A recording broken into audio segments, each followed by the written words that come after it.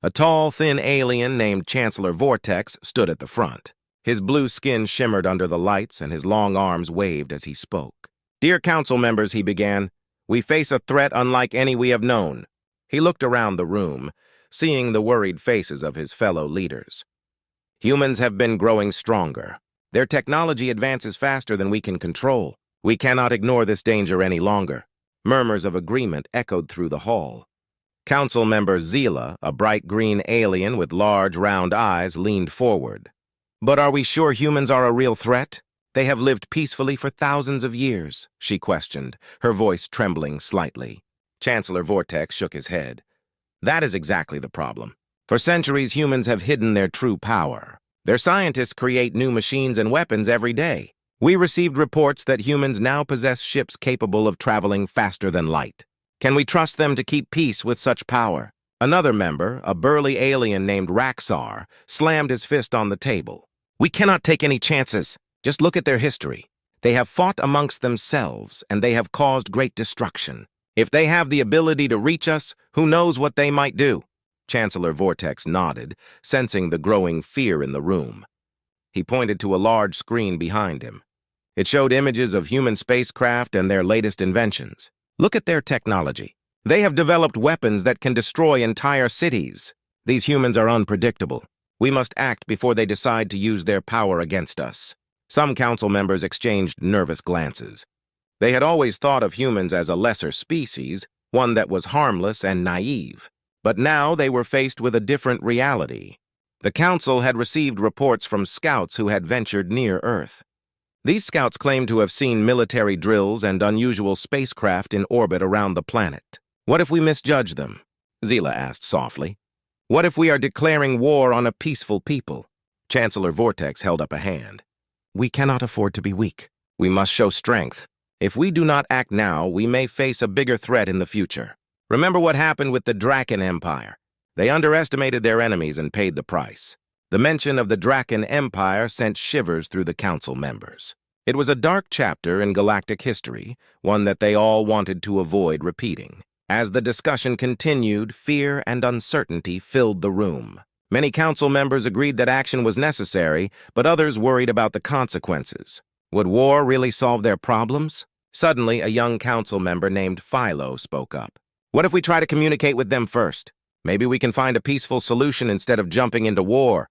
His suggestion was met with mixed reactions. Some nodded, hopeful for a chance at peace, while others shook their heads, dismissing the idea. Chancellor Vortex sighed. "I appreciate your thoughts, Philo, but we must be realistic. We cannot rely on humans to be rational. They have shown aggression in their history. This war may be our only option." With that, the debate continued, and the decision loomed over them like a dark cloud. The council was torn between fear and hope, uncertainty and conviction. As they argued, the fate of humanity hung in the balance. Would they truly declare war, or would they find another way? Only time would tell. On Earth, the news of the Galactic Council's declaration of war spread like wildfire. People rushed to their screens, and the world came to a standstill. Shock and disbelief filled the air as humans processed the reality of their situation.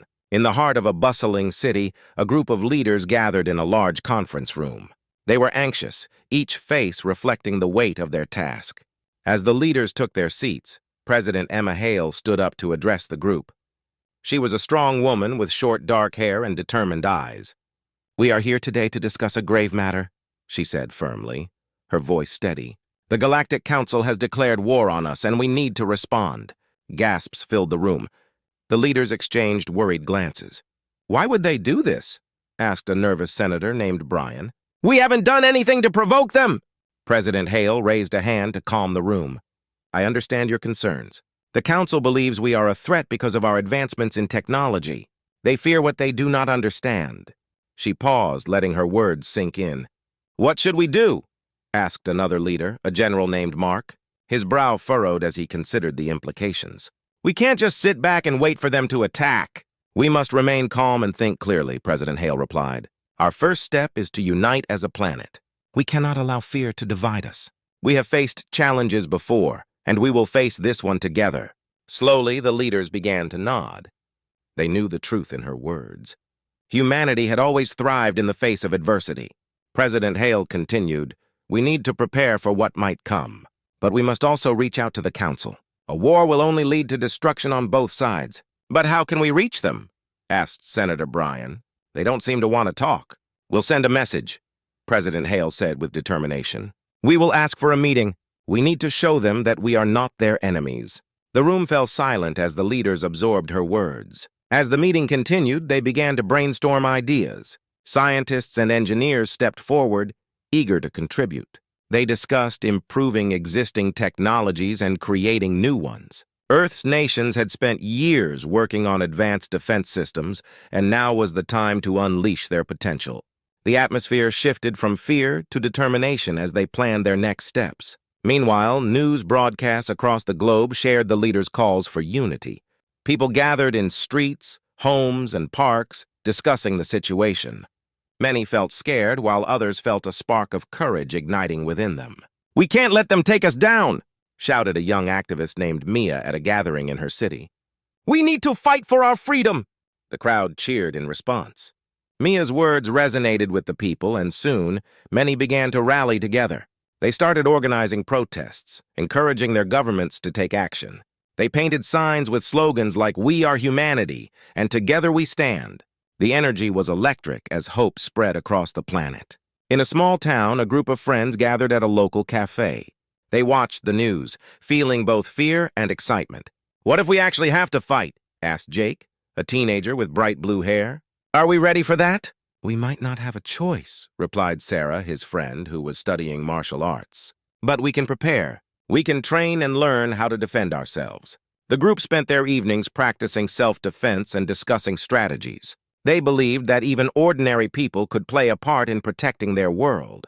As humanity united, President Hale prepared to send a message to the Galactic Council. She hoped for a peaceful solution, but knew that they must be ready for anything. "We are not just a species to be feared," she thought. "We are resilient, strong, and we will show them what it means to be human." The world held its breath, awaiting the next move. Would the Council accept humanity's offer for peace? Or would war erupt, tearing apart the lives they had built for generations? Only time would reveal the answers. But one thing was clear: humanity would not go down without a fight. As the news of the Galactic Council's declaration of war spread across Earth, nations began to mobilize. The call to action was clear. Humanity needed to prepare for a fight.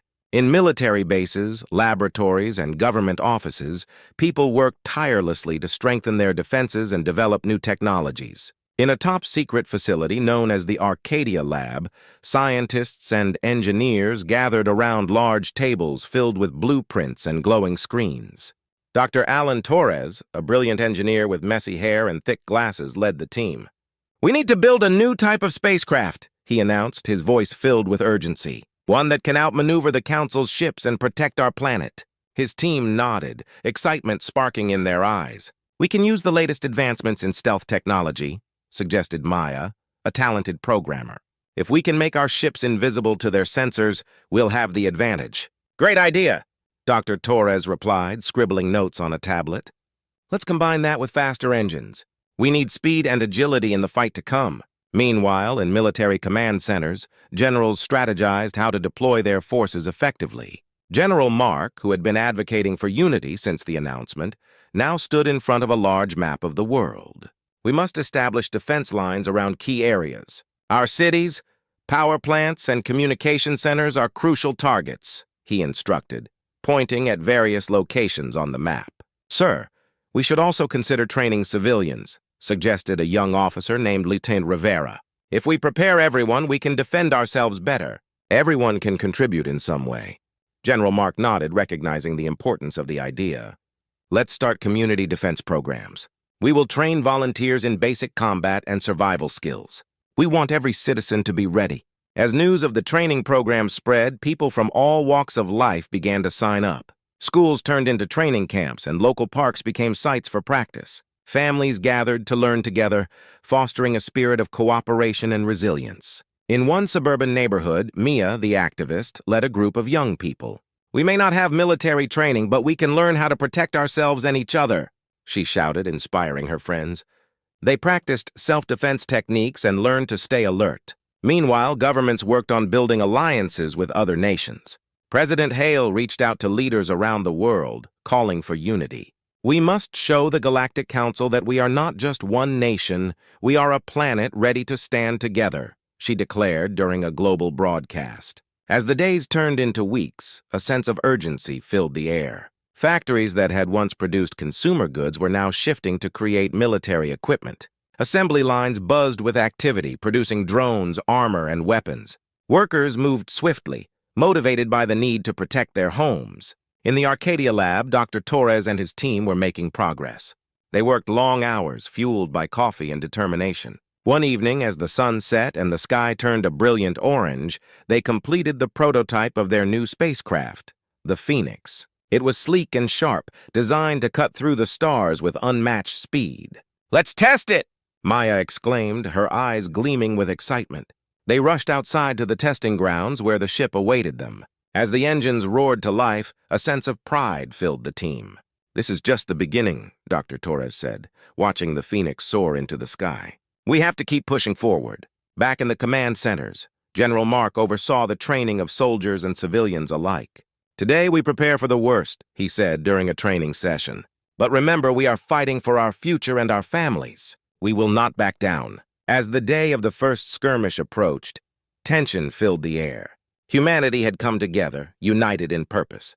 They were no longer just individuals, they were a force to be reckoned with. Each person felt a sense of responsibility to protect their planet. As night fell, soldiers and civilians alike looked to the stars, wondering what challenges awaited them. Would they face the Galactic Council head-on, and would they emerge victorious? The answers remained unclear, but one thing was certain: humanity was ready to fight for their home. As tensions mounted between Earth and the Galactic Council, President Emma Hale felt the weight of the world on her shoulders. She had witnessed the determination of her people to prepare for battle, but deep down, she believed there was still a chance for peace. With the clock ticking and the first skirmish looming, she decided it was time to make one last effort to reach out to the Council. In the Oval Office, President Hale gathered her top advisors. "We need to send a message to the Galactic Council," she said, her voice resolute. "We must show them that we are willing to talk, that we want peace." Her advisors exchanged glances, some looking skeptical. "Madam President, what if they see this as a sign of weakness?" asked General Mark, his brow furrowed with concern. "They might take advantage of our willingness to negotiate." "I understand your concerns, General," she replied calmly. "But if we do not try, we may lose everything. We have to show that humanity is more than just a warrior race. We can be diplomats, too." After much discussion, they crafted a message that outlined humanity's desire for peace. They expressed their willingness to negotiate and to understand the Galactic Council's concerns. President Hale hoped this gesture would resonate with the Council's leaders. Meanwhile, the news of the impending battle had reached every corner of the planet. People anxiously awaited updates, some gathering in groups to discuss their hopes and fears. In a small town, Mia and her friends held a vigil, lighting candles to symbolize their wish for peace. "We can't just fight," Mia said, looking around at her friends. "We have to believe that they will listen." In another part of the world, a group of scientists was busy analyzing the Galactic Council's previous communications. They hoped to find a way to better understand the Council's perspective. Dr. Torres and his team spent long hours poring over data, searching for patterns in the Council's messages. "We need to know what drives them," Dr. Torres explained to his colleagues. "If we understand their fears and motivations, we might be able to find common ground." After several days of intense analysis, they discovered something crucial. The Galactic Council had a long history of conflicts with other civilizations, which shaped their current distrust of humanity. Realizing this, Dr. Torres knew they had to communicate humanity's peaceful intentions clearly. The next morning, President Hale stood before the world's media, ready to deliver her message to the Galactic Council. She spoke with conviction, her heart racing. "We stand at a crossroads. We can choose to fight, or we can choose to talk. I urge the Galactic Council to join us in a conversation. We are not your enemies. We are a species that values life and peace." Her words echoed through homes and public squares, reaching the ears of people everywhere. As the broadcast ended, hope began to replace fear in many hearts. People started to believe that peace was possible. Hours later, President Hale received word from the Galactic Council. They had accepted her offer for a meeting.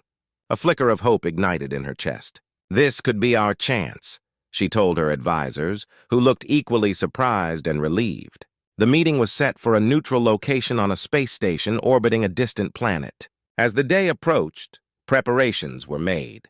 President Hale selected a small delegation of trusted advisors, including General Mark, to accompany her. Together, they would represent humanity's hopes for a peaceful resolution. On the day of the meeting, President Hale felt a mix of excitement and anxiety. She had no idea what to expect from the council. Would they listen? Would they understand? As the shuttle docked at the space station, she took a deep breath and reminded herself of the importance of this moment. She stepped out into the bright, sterile environment of the station, flanked by her team. The Galactic Council members were already waiting. They were tall and imposing, their features unlike anything she had ever seen. As they exchanged formal greetings, President Hale tried to read their expressions. Were they angry? Curious? Once seated, she spoke first, her voice steady. Thank you for meeting with us. We are here to listen and to find a way to coexist peacefully. We understand that you may have concerns about humanity, but we assure you that we seek harmony, not conflict. The council members exchanged glances, their body language unreadable. For a moment, an uneasy silence filled the room. Then one of the council members, a female with shimmering blue skin, leaned forward and spoke. We have much to discuss, and so the fate of humanity hung in the balance as they began the conversation that could change everything. The meeting between President Hale and the Galactic Council started with hope, but as the conversation progressed, it quickly became clear that tensions were high. The council members, despite their initial willingness to talk, expressed deep-rooted fears about humanity's potential for violence. As they sat around the sleek metallic table on the space station, President Hale felt the weight of their gazes upon her. We understand your concerns, she said, trying to maintain a calm demeanor. But humanity has changed over the past 3,000 years. We want to work together, not against you. The council member with blue skin, named Narissa, leaned forward. Your history is filled with conflict. How can we trust that you will not turn on us? Her voice was steady, but there was an underlying tension that could not be ignored. General Mark, seated beside President Hale, interjected. We are not here to wage war. We are here to prove that we can coexist peacefully. He felt his heart racing as he realized the fragile nature of this conversation. But the council members were not easily convinced. They began to present evidence of humanity's past wars, showing video clips and images of destruction. This is the legacy you bring, another council member said, pointing at the screen. How can we believe that you have changed? President Hale felt her stomach churn. We acknowledge our past mistakes, but we are not defined by them. We have learned. And we are willing to prove that we can be trusted. Her voice was filled with passion as she pleaded for understanding. The council members exchanged glances, and it was clear they were divided. Some appeared sympathetic, while others remained skeptical. Tension filled the room, and time seemed to stand still. Back on Earth, news of the meeting spread like wildfire. People watched anxiously as live feeds showed the shuttle docking with the space station. Families gathered around their screens, hearts pounding with anticipation. They hoped for peace but feared what might come next. In a small town, Mia held a community meeting, trying to boost morale. We must remain united, she urged her friends and neighbors. We have shown our desire for peace. Let's keep believing in a positive outcome. Meanwhile, in military command centers, officers monitored the situation closely. General Mark and his team worked tirelessly, preparing for every possible outcome. If the council rejects our proposal, we need to be ready, he warned. We cannot let our guard down. As the meeting continued, the council members began to share their own stories. They spoke of their struggles with other civilizations, recounting tales of betrayal and conflict. President Hale listened carefully, realizing that fear was at the heart of their distrust. We have experienced great loss, Narissa admitted, her voice softer now. We fear what you might become. We have seen countless civilizations rise and fall. President Hale seized this moment. But we are not those civilizations. We want to learn from your experiences. Together, we can build a future that benefits both our species. Yet, as she spoke, another council member interrupted. You may have good intentions, but intentions alone are not enough. We need guarantees, assurances that you will not turn against us. His tone was sharp, cutting through the growing sense of understanding. Frustration began to bubble within President Hale. "What more can we do to prove ourselves?" she demanded, her voice rising. "We are willing to negotiate. We want to establish a treaty that ensures our peaceful coexistence." But the council remained unconvinced. "Your words mean little without action," Narissa replied firmly. "We need to see proof of your commitment before we can consider any agreement." As tensions rose, it became clear that the conversation was reaching a breaking point. The once hopeful atmosphere had turned dark and heavy with distrust. Suddenly, an alarm blared through the space station, jolting everyone from their discussions. An alert on the screen showed an unidentified fleet approaching. The council members exchanged worried glances and the mood shifted to panic. "What is happening?" President Hale asked, her heart racing. General Mark stood, ready to react. The council quickly activated their communication systems, attempting to identify the approaching ships. "This could be an attack!" one of the council members shouted, their voices filled with fear. President Hale felt a chill run down her spine. "We need to determine who it is and what they want," she urged. But deep down, she knew that this moment could change everything. As the alarm continued to sound, both sides prepared for a potential conflict, the fragile hope for peace hanging by a thread. The future of humanity and their relationship with the Galactic Council now teetered on the edge of chaos. The alarm continued to blare throughout the space station, echoing off the sleek metal walls. President Hale stood frozen, her heart pounding in her chest as she watched the council members scramble to their stations. The hope for peace that had filled the meeting room just moments ago seemed to evaporate into the cold air. "What is happening?" President Hale demanded, her voice steady despite the chaos. General Mark was already moving, readying himself to respond to the crisis. One of the council members, a tall alien with green skin named Zalvor, worked quickly at a control panel. His fingers flew across the screen as he tried to make sense of the incoming threat. "We are attempting to identify the approaching fleet," he said urgently, sweat glistening on his brow. "But their signatures do not match any known ships." A tense silence filled the room as they all waited for answers. The screens displayed a series of blinking red dots indicating the unknown ships moving rapidly toward the station. The atmosphere turned heavy with anxiety. Would this be the end of their fragile negotiations? "Everyone, stay calm," General Mark ordered, his voice carrying authority. "We need to prepare for the worst. Our priority is to defend the station and the council." President Hale's mind raced. "What if this is a misunderstanding?" she thought. "What if they are here to attack because of our past?" She felt a wave of fear wash over her. She couldn't let her people and the council fall into conflict when peace was within reach. Just then, Zalvor's voice broke through the tension. "We have a visual! On screen!" The room fell silent as everyone turned to watch the monitor. The view shifted to the outer reaches of space, where several dark ships loomed closer. They were massive, with sharp angles and glowing red lights. They looked intimidating, designed for war. President Hale's stomach twisted in fear. "They look hostile," she whispered. Zalvor continued. "They are demanding to speak with the leader of this station. They claim to be from the Obsidian Alliance." He paused, his eyes wide. "They are notorious for their aggressive tactics." The mention of the Obsidian Alliance sent a shiver through the room. This was a faction known for their ruthless conquests and willingness to destroy anyone who stood in their way. President Hale realized the stakes had just risen dramatically. "Can we communicate with them?" she asked, her mind racing. "Maybe they are not here to fight." "We can try," Zalvor replied, but his voice was uncertain. "However, they may not be open to negotiation." General Mark nodded. "We must be cautious. Prepare defenses just in case." He turned to President Hale. "But we should also try to establish contact. It may buy us some time." With a heavy heart, President Hale agreed. "All right. Let's reach out to them." Zalvor activated the communication system, and the room filled with static before a voice echoed through the speakers. "This is Commander Zarek of the Obsidian Alliance. You will surrender this station, and your leaders will face judgment for their transgressions against the galaxy." President Hale took a deep breath, her mind racing.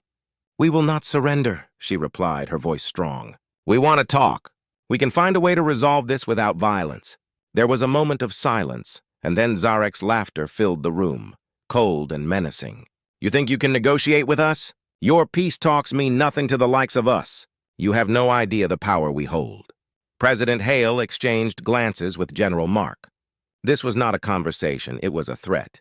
"We do not seek conflict, but we will defend ourselves if necessary," she said firmly. Zarek's voice turned icy. "If you do not comply, we will show you the true meaning of power.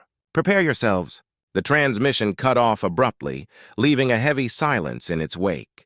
Tension crackled in the air as President Hale and her team processed the commander's words. General Mark clenched his fists. "We must prepare for an attack.